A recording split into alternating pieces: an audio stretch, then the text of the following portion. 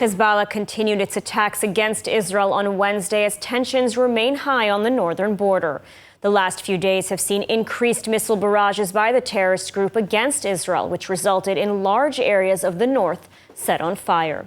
The IDF's chief of staff said that Israel is approaching a point of decision on the north and said the IDF remains prepared for any scenario. Tensions on Israel's northern border with Lebanon remained very high on Wednesday as the Iranian terror proxy group Hezbollah continued firing into Israel. The IDF responded overnight, hitting 5 Hezbollah terror targets, including missile launchers and weapons depots. Prime Minister Benjamin Netanyahu toured the northern border on Wednesday and said Israel was prepared for strong action. אתמול האדמה בערה פה, ואני שמח שקיביתם את זה, אבל האדמה בערה גם בלבנון. מי שחושב שהוא יפגע בנו ואנחנו נשב בחיבוק ידיים, טועה טעות גדולה. אנחנו ערוכים לפעולה מאוד עצימה בצפון.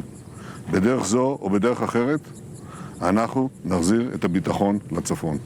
Israel's war cabinet convened Tuesday night to discuss a potential response to the escalation, following 24 hours of intense Hezbollah missile barrages, which set Israel's northern border ablaze. In an initial assessment, the Jewish National Fund said that thousands of acres of natural forests had burned, twice the damage seen throughout the Second Lebanon War, and is only expected to grow. In a briefing to reporters, Israeli government spokesperson David Mencer said the situation on the northern border was not a sustainable reality. Israel's northern residents, tens of thousands of them, evacuated, will not live under such threat. The Israeli government is committed to ensure their security and the return to their homes. It is up to Hezbollah to decide if this can be accomplished by diplomatic means or by force.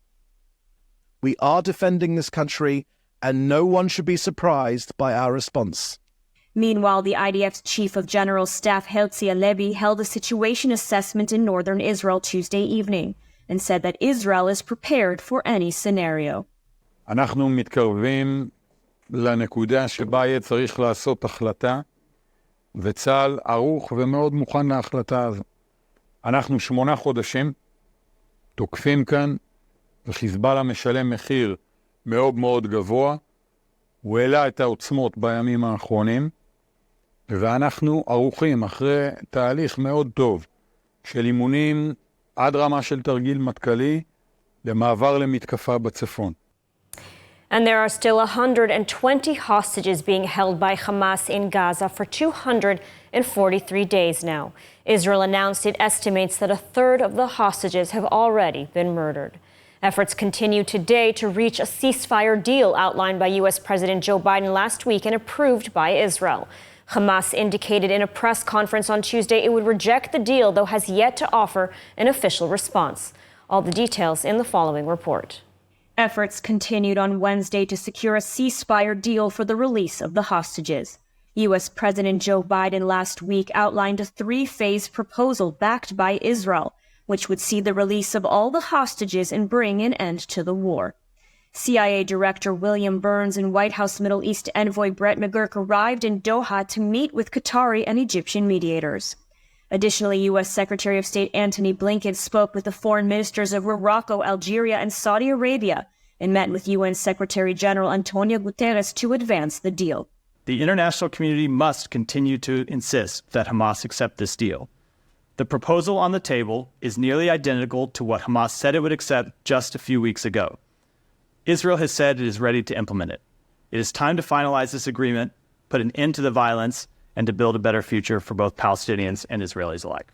Yet, meanwhile, despite international pressure and an initial positive response, Hamas indicated it would oppose Biden's proposal.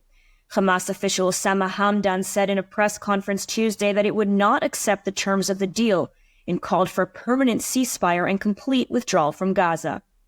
Hamas aims to stay in power in Gaza after the war, a scenario Israel and the international community have strongly opposed. Yet Reuters reported on Wednesday that reconciliation talks between Hamas and the Fatah Party of the Palestinian Authority will be held in China in mid-June, a last-ditch effort by Hamas to retain influence after the war. Meanwhile, U.S. President Joe Biden said on Tuesday that Prime Minister Benjamin Netanyahu is trying to deal with political divisions domestically over the U.S.-backed ceasefire proposal, though two of Netanyahu's main coalition partners have said they would back the deal. Is Prime Minister Netanyahu playing politics with the war? I don't think so. He's trying to work out this. He was asked the question after he made comments in an in-depth interview with Time magazine, in which he said there is every reason for people to draw the conclusion that Netanyahu was drawing out the war for political reasons. In the interview, Biden also said that his major disagreement with the Israeli prime minister is what happens after the Gaza war. Biden insists on a two-state solution while Netanyahu remains firmly opposed. In the interview, Biden also said that of the 8 U.S. hostages being held by Hamas, he believes there are those that are still alive, but said the U.S. does not have final proof on exactly who is alive and who is not alive. Meanwhile, Israel announced that it believes more than a third of the remaining hostages abducted on October 7th are dead. And on October 7th, Tal Chaimi, a 41-year-old father of 4, was abducted by Hamas as he was fighting the terrorists who had infiltrated their kibbutz in Nir Yitzchak. For weeks, his family held out hope that he would return. His wife, Ella, was pregnant with their 4th child. But in December, their worst fears were realized when the IDF notified the family that Tal was murdered by Hamas and his body held by the terrorists in Gaza. Joining us today via Zoom is Udi Goren, Tal's cousin. Udi, thank you so much for joining us today. Thank you for having me. So talks for the release of the hostages were largely stalled the past several weeks. Now there is renewed hope, a new deal on the table. Can you share with us what you're feeling right now, upon hearing that the deal could see the release of all the 120 hostages and of Tal's body? It's this continuous roller coaster we've been on for the past 8 months. And more so in the past 6 months since the end of the first deal. What can I say? I'm very hopeful. I am very hopeful that this nightmare would end, that we could go back to our lives, that we could go back to our families, that we could begin rebuilding our families, communities, and just be something other than the hostage families. And can you maybe tell us a little bit about Tal? What was he like as a person? Sure, he was a very kind and gentle person. He was kind of timid, kind of shy. He wasn't the first person you'd notice when he would walk in the room, but he was always there to lend a hand. He was a civil engineer. He was very good with his hands. He was the one that people always would call to help fix something or do something around the house. He was a great father and husband and son and grandchild and a member of the kibbutz, very much a part of the community. He would wake up early to see his kids before he goes to work. He would make sure he'd come back at time to see them before they go to bed and spend time with them. He was a family person, and he's very much missed. And you've been very active in speaking out and trying to keep the issue of the hostages on the top of the agenda, both here in Israel but also abroad. Do you feel that this is an issue that has received the necessary support of the world?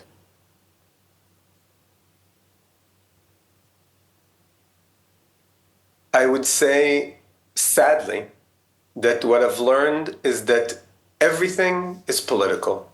Everything. It doesn't matter how important the topic is, how important, how the grave significance something may have.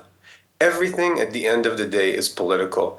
And I think that there are a lot of allies that Israel has that definitely care about the hostages, definitely care about the future of Israel. And at the same time, they have their own interests and their own agendas and their own internal affairs. And, at the end of the day, my only expectation is of my own government. These are the people I vote for. These are the people that are responsible for representing me, and these are the people who are supposed to bring the hostages back. You know, Ella, Tal's wife, has since given birth to their fourth son. I have to ask, how is she? How is the baby doing, of course, you know, under these terrible circumstances? Well, luckily, Ella gave birth to a healthy boy who seems to be doing fine so far. Ella is a fighter. She's remarkable. You know, having no home to go to, they're displaced. They live near Eilat. The entire kibbutz is displaced, and they all live there in a kibbutz near Eilat. Luckily for them, they still remain as a community, which is a big thing in supporting them. But at the end of the day, there's no replacement to being at home and being, you know, in your own environment. And luckily, she's a very, very strong woman, and she knows she has to do it, if not for her, for the kids. All right, well, Udi, thank you so much for taking the time to speak with us, and let's hope that we'll be able to bring the hostages home. Thank you. Experience the power of truth with ILTV News. If you're looking for quality content and captivating visuals, join our news community and become an integral part of our team as we embark on a mission to unveil the real Israel, dismantling the web of lies and misinformation that surround reporting on Israel. By subscribing to ILTV News, you will not only have access to the latest updates, but you will also amplify our message, creating a ripple effect that carries the truth far and wide. Subscribe today and help reshape the narrative. Available on the web, Android, and Apple. And despite the ongoing efforts to reach a ceasefire and release the hostages, the IDF continued its operation in Gaza on day 243 of the war. The IDF said it conducted airstrikes in central and southern Gaza, targeting Hamas terrorists and infrastructures both above and below ground. Meanwhile, the IDF announced on Wednesday that 9 Israeli soldiers were injured overnight by an explosion at a base in the south. 2 of the soldiers remain in serious condition, 2 were moderately injured, and 5 were lightly injured. The soldiers were evacuated to the hospital in Beersheba to receive medical treatment. The cause of the blast remains unknown and is under investigation.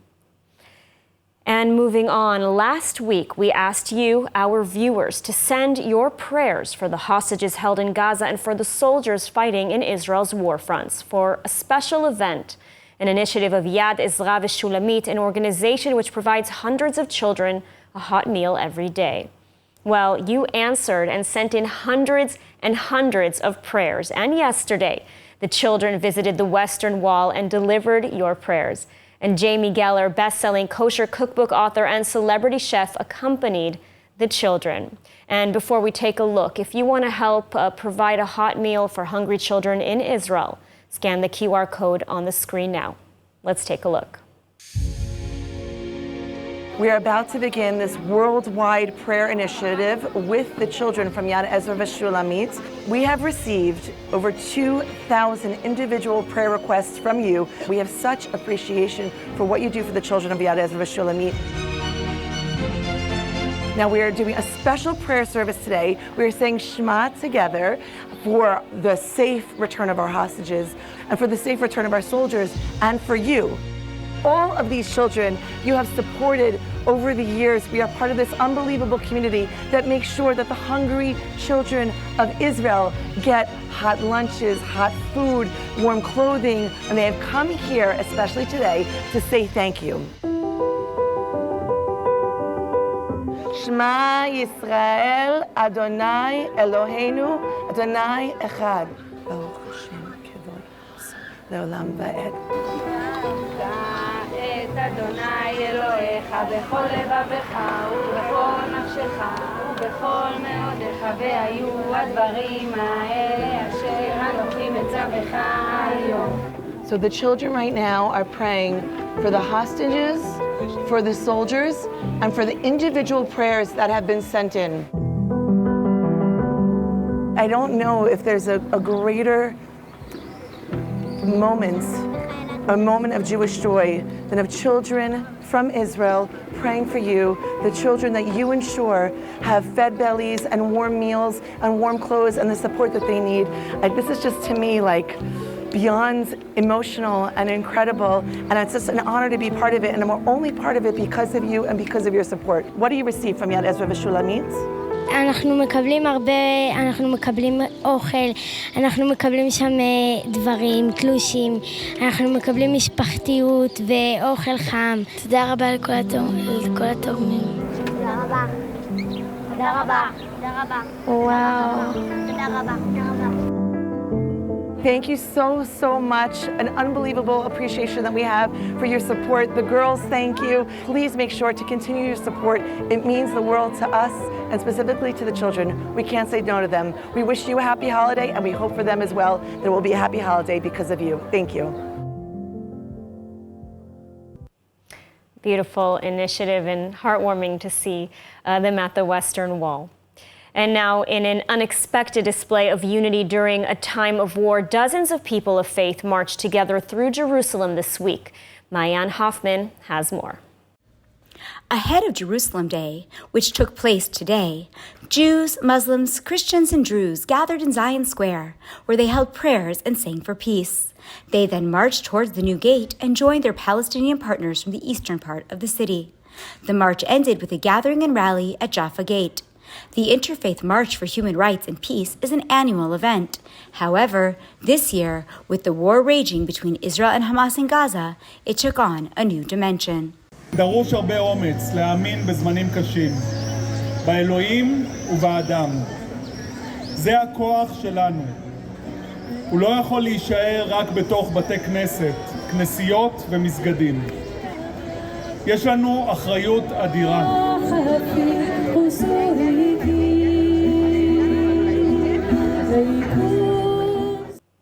And ILTV was at the annual Jerusalem Post conference in New York this week to discuss with leaders the aftermath of October 7th, the ongoing war, the hostage situation, and how best to stand up for Israel. Emmanuel Kadosh was on the ground. Let's take a look. Hi everyone, it is great to be back. It's a beautiful sunny day here in New York. I'm about to walk into the Jerusalem Post annual conference where I will get the opportunity to speak to some politicians, social advocates, and heads of Jewish organizations about the aftermath of October 7th and the rise of anti-Semitism around the world. So let's take a look. We need to make every deal possible to bring back the hostages. We don't have time to wait for a better deal. It's not buying a car, it's saving lives of our kids. It brings me to tears. I can't imagine what they're going through. I can't imagine the grief and the trauma. God willing, they'll be saved and they'll be brought back, and there'll still be trauma. I mean, it's not like the trauma just goes away. We can't ever let this happen again. We have to bring these hostages back. We have to do what we can to bring them back, and then we still have to win the war.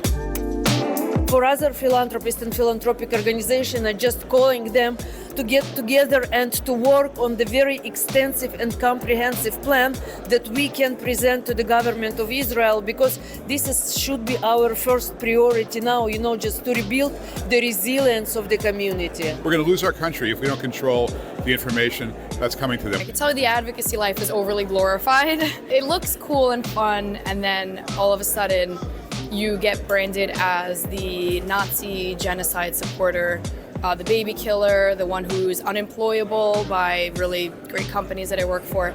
And that narrative, I don't take it personal because they don't know me personally and they're so brainwashed, and I've tried to engage in conversation. However, it makes me sad because I just look at them like, you really believe that? And they really do. And it's like, I wish I could change their mind, and some people do. It's not like, a cause you can't win, but it's really hard. The truth is that the Jewish people in Israel are the most accepting people in the world. We never judge other people, no matter who they are. They could be Muslims, they could be Christians, they could be any religion. In the history of the Jewish people, we never tried converting people to our religion. We always left people and respected them the way they are. We always protected other people. We're always the first ones to go anywhere around the world when they have a disaster to help out. Emmanuel Kadosh reporting from New York City. Back to you. Thank you to Emmanuel. And Slovenia has become the latest European Union country to recognize a Palestinian state, following similar moves by Spain, Ireland, and Norway last week. The Slovenian parliament approved the decision as part of an effort to pressure Israel to end the conflict in Gaza. Prime Minister Robert Golob expressed hope for the Palestinian people, stating on Twitter, "Today's recognition of Palestine as a sovereign and independent state sends hope to the Palestinian people in the West Bank and in Gaza." After the vote, the Palestinian flag was raised outside the parliament. The decision passed with 52 votes in favor and none against. However, the SDS, the largest opposition party, left the room during the vote. The party argued against the timing of the recognition, claiming it would cause long-term damage to Slovenia by supporting the terrorist organization Hamas. Last week, Israel Foreign Minister Israel Katz urged Slovenian lawmakers to reject the recognition, stating that a yes vote would be a reward to Hamas for its October 7th atrocities. Among the 27 EU members, Sweden, Cyprus, Hungary, the Czech Republic, Poland, Slovakia, Romania, and Bulgaria have already recognized a Palestinian state. Malta has indicated it may follow soon. And the U.S. House of Representatives passed a bill to sanction the International Criminal Court for issuing arrest warrants for Israeli leaders. The measure includes economic sanctions and visa restrictions, but is expected to face resistance in the Democrat-controlled Senate. More on this from ILTV's Mayan Hoffman. The U.S. House of Representatives approved a bill to sanction the International Criminal Court for issuing arrest warrants for Prime Minister Benjamin Netanyahu and Defense Minister Yoav Gallant. The vote on Tuesday passed with 247 in favor and 155 against, including all 205 Republicans. The bill proposes extensive economic sanctions and visa restrictions on ICC members, judges, and their families. Despite the House's strong support, the measure will likely face much more resistance in the Democratic-controlled Senate. The bill was presented after Washington criticized the ICC for equating Israeli leaders with Hamas leaders. The White House said the court lacks authority in this matter since Israel is not an ICC member, has a credible legal system to handle such charges, and was cooperating with ICC prosecutor Karim Khan until he abruptly announced his decision. In 2020, former U.S. President Donald Trump and his administration imposed sanctions on certain ICC members involved in the ICC's investigation of U.S. personnel. At the start of his term, President Joe Biden lifted those sanctions. And the past few days have seen a major escalation on Israel's northern border, and it's gone mostly unreported. And not just the past few days, did you know that Hezbollah has fired missiles into Israel every single day since October 8th? Well, here to tell us more on the situation in the north of Israel is ILTV's Rachel Safdie. Thank you, Lidar. Well, the images that we're seeing now are not from a California wildfire. They're actually the direct result of the terror organization Hezbollah launching rockets into a sovereign state. Since October 7th, we've seen over 80,000 people evacuated from their homes because it is too dangerous to live next to this relentless terror threat.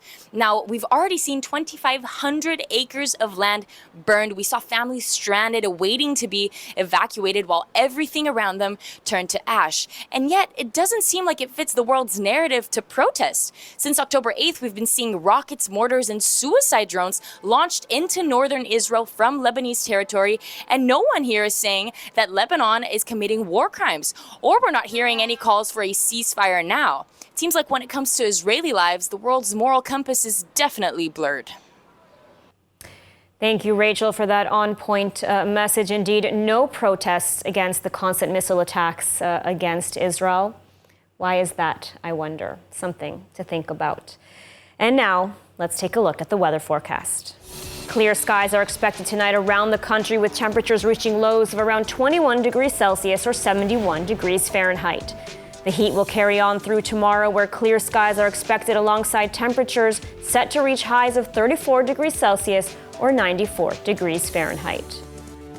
And that's all for today's news. For more updates from Israel on all your devices, check out our ILTV channel, subscribe to our ILTV newsletter, and don't forget to check out our new and improved website, iltv.tv, with all the latest news from the heart of the State of Israel. I'm Lidar Gravelazi. Be well, stay safe, and thank you so much for watching.